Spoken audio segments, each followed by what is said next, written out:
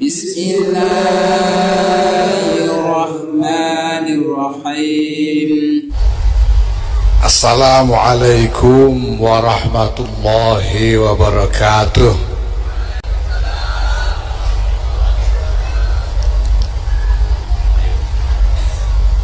Alhamdulillah wa syukurillah wa salatu wassalamu ala rasulillah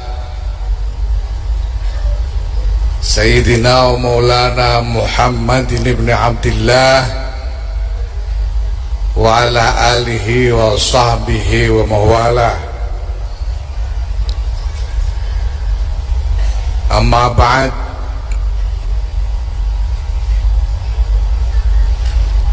Ulama'an al-ajilla, para masyayikh, para kiai, para nyai, hadirin wal hadirat yang kami hormati, alhamdulillah. Pertama-tama saya mengucapkan terima kasih sekali atas penghormatan dan kemuliaan yang luar biasa yang diberikan kepada saya.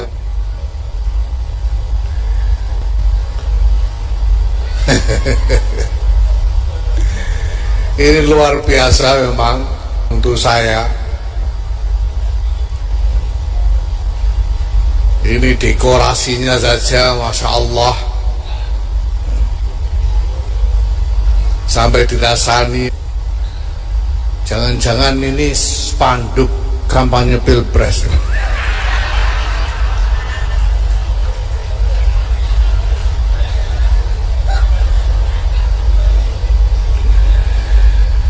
Alhamdulillah,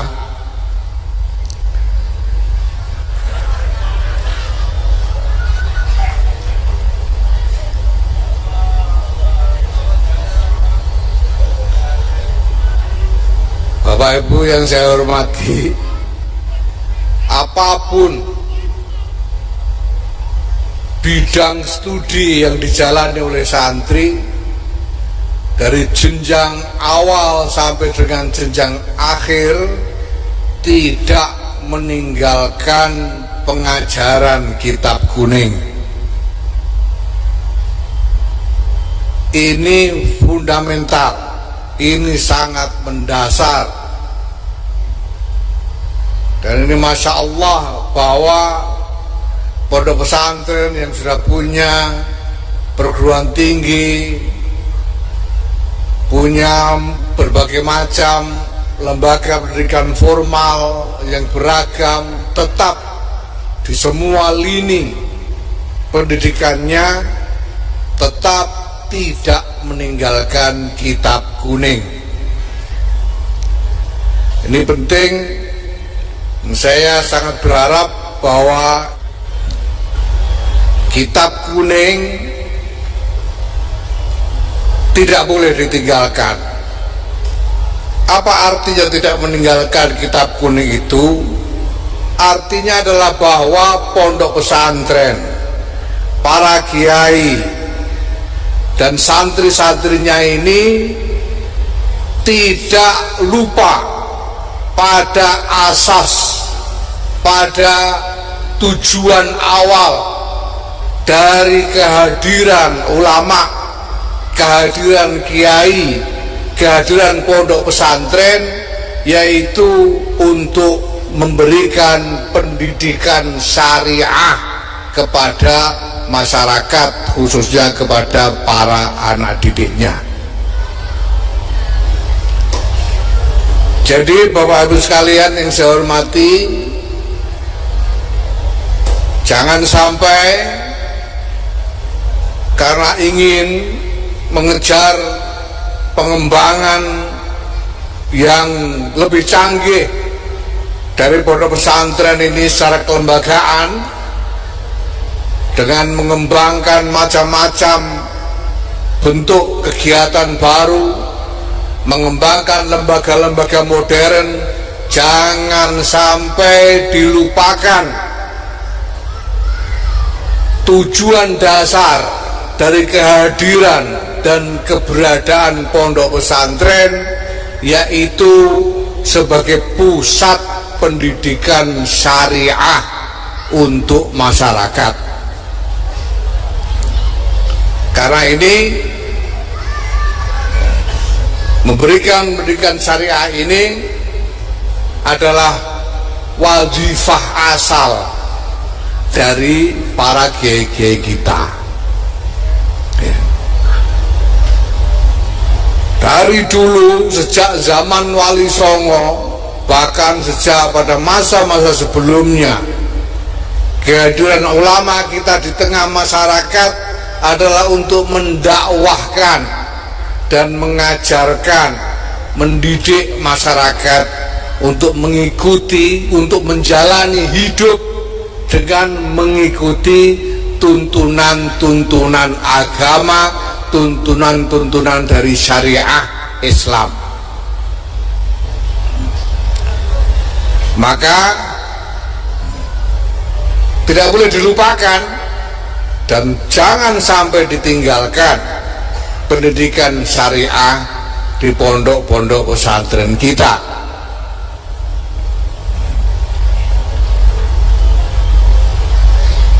Maka kita juga perlu memahami, Bapak Ibu sekalian, karena Nahdlatul Ulama ini adalah jam'iyahnya para ulama, ulama-ulama yang mengorganisir diri hingga terbentuknya Jam'iyah Nahdlatul Ulama ini. Maka kita harus paham bahwa keberadaan Jam'iyah Nahdlatul Ulama ini adalah untuk syariah. Keberadaan Nahdlatul Ulama ini adalah untuk agama. Maka semua yang dilakukan oleh Nahdlatul Ulama di tengah-tengah masyarakat ini, dan semua keputusan-keputusan yang dibuatnya, tidak boleh, tidak ada dan tidak boleh yang tidak didasarkan kepada syariah. Semuanya didasarkan kepada pertimbangan syariah, karena ini adalah perkumpulan dari ulama syariah. Nahdlatul Ulama ini tidak boleh disamakan dengan sekedar perkumpulan arisan tukang ojek misalnya, atau asosiasi pedagang pasar misalnya. Tidak, Nahdlatul Ulama ini adalah organisasi ulama. Semua keputusan-keputusan, semua langkah-langkah yang dilakukan oleh Nahdlatul Ulama harus didasarkan pada pertimbangan syariah. Sepanjang sejarah Nahdlatul Ulama, dari waktu ke waktu, itulah yang dilakukan oleh para ulama kita, para pemimpin Nahdlatul Ulama. Karena persis dasarnya itu yang diundang oleh Hadratus Syekh Kiai Muhammad Hasyim Asy'ari untuk bergabung di dalam Jam'iyah ini adalah para ulama syariah. Itu sebabnya beliau di dalam salah satu khutbah iftitah yang kemudian diabadikan menjadi muqaddimah konon asasi Jam'iyah Nahdlatul Ulama, beliau mengatakan, beliau menyeru, halummu ayyuhal ulama wasadatul atqiya min ahli sunnati wal jamaah min ahli madhahibil a'immatil arba'ah. Itu yang beliau sebut, itu yang beliau tekankan. Dan kalau bicara tentang ahli madzahibil a'immatil arba, itu berarti adalah ahli syariah. Ini tidak boleh kita lupakan. Jadi kalau PBNU membuat keputusan misalnya untuk melakukan penataan organisasi dengan mengganti personil pengurus misalnya, pertimbangannya adalah syariah. Kalau Nahdlatul Ulama membuat keputusan untuk mengembangkan program-program, misalnya program-program berupa kegiatan-kegiatan internasional, forum-forum antar agama internasional, dasarnya adalah pertimbangan syariah. Karena semua segi kehidupan kita ini harus kita jalani dengan landasan syariah, tidak boleh tidak. Karena iman kita ini harus diekspresikan, harus diwujudkan ke dalam laku yang sesuai dengan syariah. Apa saja, apakah itu keputusan-keputusan terkait masalah-masalah sosial, ekonomi, budaya, apalagi politik, semua atas dasar pertimbangan syariah. Mereka yang kemarin membuat tuduhan ini itu yang sifatnya ingin membuat kesan negatif terhadap PBNU, ini karena terdorong oleh kepentingan-kepentingan sesaat dari masing-masing, dan karena mereka yang ngomong itu memang tidak mengerti seluk-beluk pertimbangan syariah itu sendiri.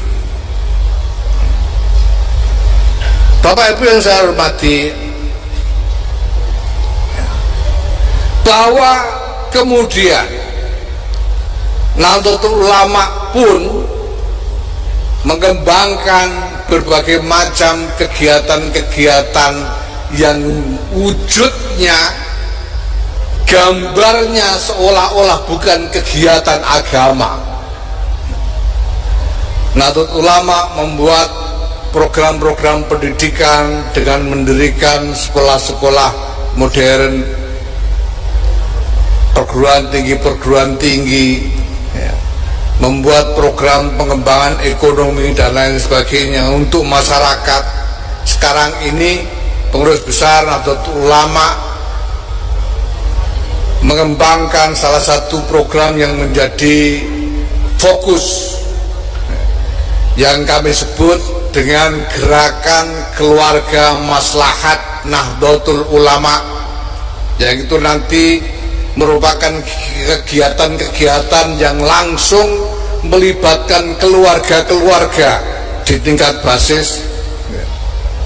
Ini semua yang seolah-olah bukan kegiatan keagamaan, karena bukan pengajian, bukan kegiatan dakwah atau istighosah dan lain-lain, tetapi ini bagian dari tanggung jawab keulamaan dari para kiai kita.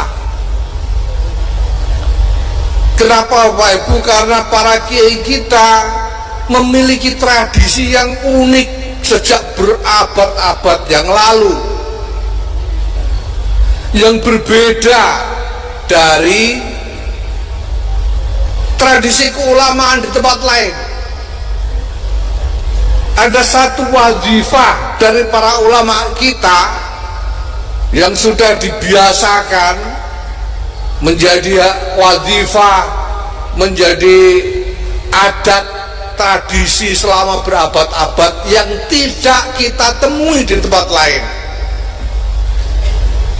Tidak kita temui di Hijaz, tidak kita temui di antara para ulama Mesir dan Afrika Utara, para ulama Persia, tidak kita temui, hanya kita temui dilakukan oleh para ulama di Nusantara ini.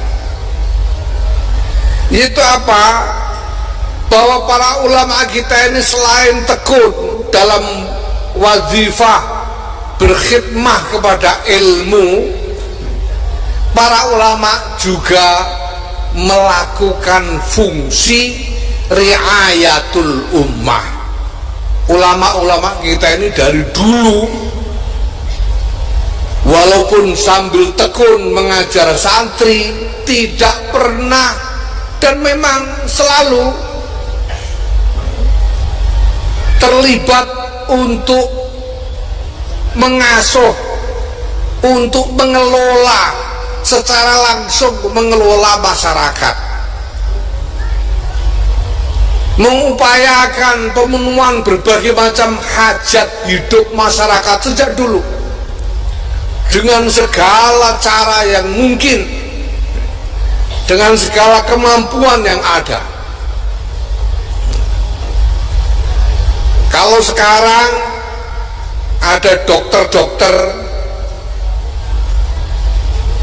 di setiap kecamatan, pasti sudah ada dokter yang disediakan oleh pemerintah. Dulu ketika belum ada dokter, dokternya ya kiai. Kiai itu yang menjadi dokter, bukan hanya dokter manusia, dokter hewan juga kiai. Kalau sekarang ada penyuluh pertanian misalnya, dulu penyuluh pertanian itu juga kiai. Segala macam hajat hidup masyarakat semuanya di bawah tanggung jawab riayah dari para kiai kita. Ini tradisi yang hanya kita temui di Nusantara ini, tidak kita temui di tempat-tempat lain, dimanapun juga. Kalau di wilayah-wilayah Islam yang lain, ya, dulu selama berabad-abad tanggung jawab riayah itu hanya dipegang oleh para sultan, para penguasa. Tetapi di Nusantara ini tanggung jawab riayah yang langsung justru dipegang oleh para ulama. Maka wajar kalau kemudian masyarakat juga dengan sangat militan, dengan sangat setia mengikuti tuntunan dari para ulama. Karena para ulama tidak cuma menceramai saja, tidak hanya ngomong saja, tapi terlibat langsung mengupayakan pemenuhan segala macam hajat hidup masyarakat. Saya sendiri masih menyaksikan misalnya bahwa kakek saya, ayah saya sendiri, ya, di antara macam-macam kegiatannya, yang paling banyak menyita waktu adalah kegiatan menerima tamu. Karena sehari-hari selalu ada orang datang dari pagi sampai sore dengan membawa berbagai macam masalah hidup yang mereka hadapi masing-masing, dan kiai harus mengupayakan jalan keluarnya. Dan ini menjadi tradisi yang lama sekali, sehingga kiai-kiai itu menjadi dekat sekali dengan warga, dengan umatnya. Dan umat juga tidak bisa ditawar kesetiaannya kepada para kiai. Alhamdulillah saya masih melihat hal itu tercermin dengan kuat sekali di lingkungan pondok pesantren, di lingkungan Nahdlatul Ulama ini.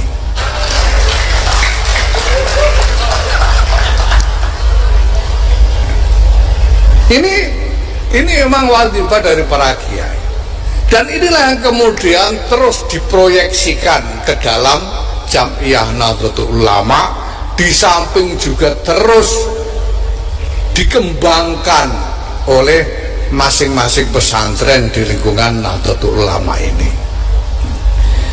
Jadi kalau pondok pesantren mengembangkan berbagai macam kegiatan, baik pendidikan, lembaga-lembaga pendidikan yang lengkap dan sophisticated dan canggih-canggih semua itu, sampai dengan kegiatan pengembangan ekonomi, sampai dengan pesantren ramah lingkungan dan lain-lain, ini semua adalah bagian dari wazifah kiai untuk melakukan riayatul ummah.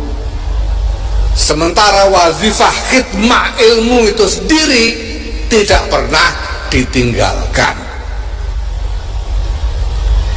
Nah, maka Bapak Ibu sekalian, sudah benar apabila Bapak Ibu para wali santri ini menitipkan putra putrinya di pondok pesantren ini.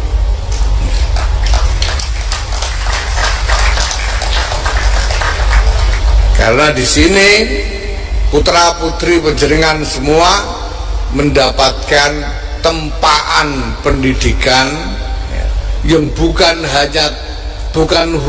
hanya dirasa, bukan hanya tadris, tetapi juga takdib, mendidik untuk membentuk perilaku, membentuk karakter, membentuk mentalitas dari putra putri Bapak Ibu sekalian di sini. Alhamdulillah. Nah, ada satu elemen yang juga sangat mendasar yang tidak boleh dilupakan, yaitu bahwa pondok pesantren tumbuh tidak hanya berdasarkan pengembangan kegiatan-kegiatan pendidikannya saja, bahkan tidak terutama karena pengembangan kegiatan-kegiatan pendidikannya saja. Ada satu elemen yang lebih utama dari itu semua, yaitu elemen apa? Elemen keramatnya kiai. Ini yang santri-santri tidak boleh lupa, bahwa pondok pesantren bisa berkembang seperti ini dan barokahnya terus lestari dan lumintu sampai sekarang ini karena keramatnya para kiainya di sini, khususnya karomah dari diri pondok pesantren ini.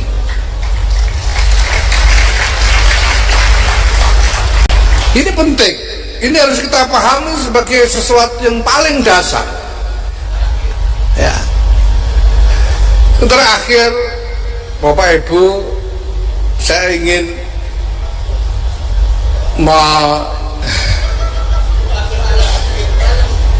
ingin katakan bahwa memang tidak boleh ada titik henti buat kalian semua, anak-anakku para santri, di dalam menyusu, mengambil barokah manfaat dari para kiai kita ini sampai kapanpun. Karena kalian, sejak kalian menyerahkan diri untuk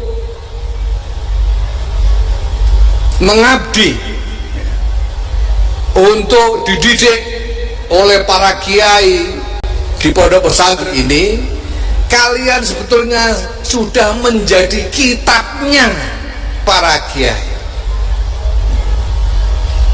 Kalau ditanya orang mana kitab karya kiai, ya kalian ini. Mana kitab karya kiai, ya karya ini.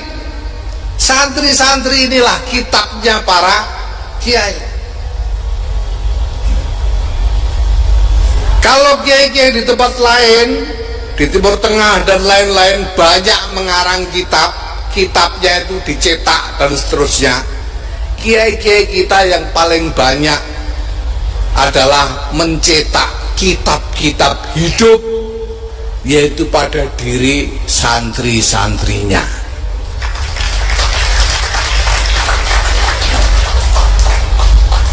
Maka selama-lamanya kalian tidak bisa dan tidak boleh memisahkan diri dari ikatan hubungan, dari ribat kepada kiai-kiai, guru-guru kalian di pondok pesantren ini. Kiai-kiai kita ini walaupun mungkin tidak sebanyak kiai-kiai dari tempat lain, dari Timur Tengah, ulama dari Timur Tengah di dalam karya tulisnya, bukan berarti kalah alim, bukan berarti kurang kapasitasnya dibanding ulama tempat lain, tidak. Tapi karena kiai-kiai ini menghabiskan waktunya untuk mencetak kitab-kitab hidup, yaitu pada diri santri dan umat yang berada di bawah riayahnya. Mungkin banyak kiai-kiai sebetulnya mungkin pengen juga nulis kitab banyak-banyak, tapi baru pegang pulpen tiba-tiba ada yang datang, "Assalamualaikum Abang, anak saya sakit Yai, minta suwuknya." Tahu mau nulis lagi, ada orang lain datang mengeluh banyak utangnya. Mau nulis, ada orang ngeluh sawahnya kena wereng. Mau nulis lagi, datang orang nanya nomor, maksudnya nomor pilpres misalnya itu. Ini sehari-hari ini yang dilakukan oleh para kiai, makanya kurang sempat untuk nulis itu. Maka karyanya adalah kitab-kitab yang hidup, yang ada pada para santri-santrinya dan umat yang berada di bawah riayahnya. Maka